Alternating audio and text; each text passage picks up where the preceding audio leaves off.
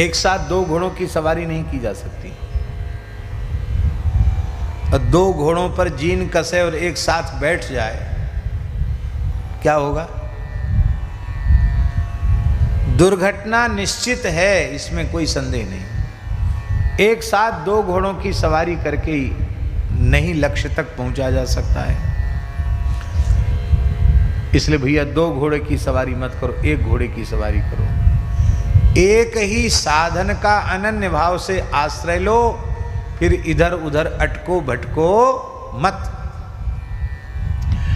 कही दो कौन अंक पे राखे ज्यों गणिका सुत जायो। किसी के संतान नहीं होती तो वो गोद ले लेते हैं।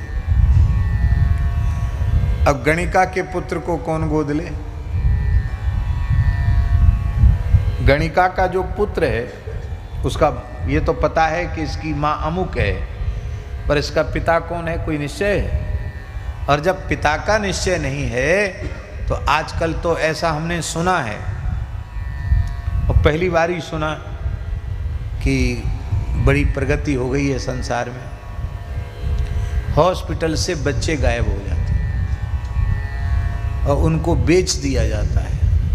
और कुछ ऐसे भी होते हैं कि गरीबी के कारण, या गरीबी तो क्या, गरीबी का तो बहाना है, वो अर्थ पिशाच ऐसे हैं कि अपनी नवजात संतान को भी धन के लालच में बेच देते हैं।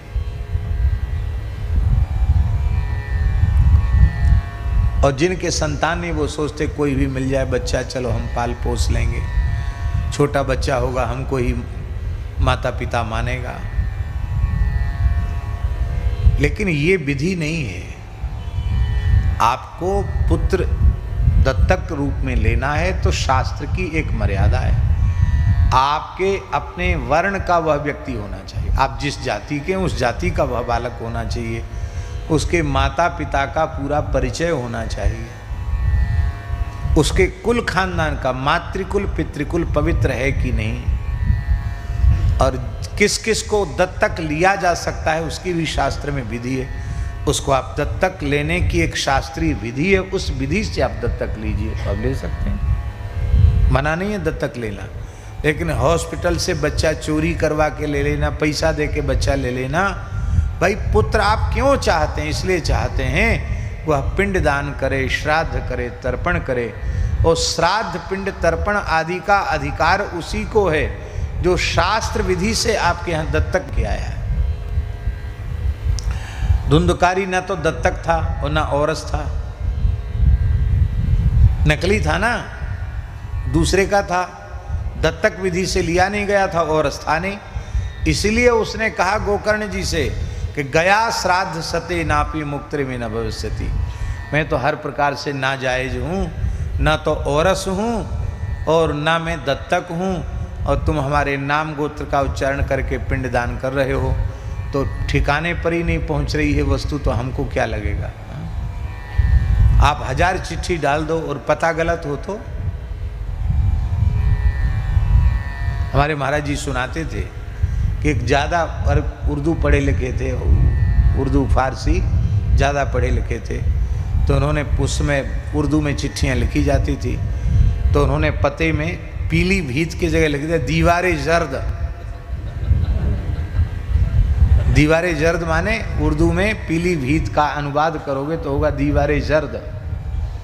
तो महाराज जी कहते बड़े पंडित के द्वारा लिखी हुई चिट्ठी थी, पर दीवारे जर्द लिख दिया तो चिट्ठी कहीं नहीं पहुंच पाई। अंग्रेजी जमाने की बात। भाई पीली भीत को पीली भीत लिखना पड़ेगा, उसका तुम उर्दू में अनुवाद करोगे तो ठिकाना गलत हो जाएगा। तो गणिका के पुत्र को कौन गोद लेगा? कोई गोद नहीं ले सकता।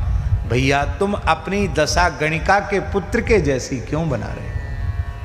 आप एक के हो जाओ। और दास फिर निवेदन करता है, उन एक के हो जाओ जिनके होने के बाद फिर किसी दूसरे का होना पड़े नहीं, उनके हो जाओ। वे कौन हैं? हरि गुरु संत।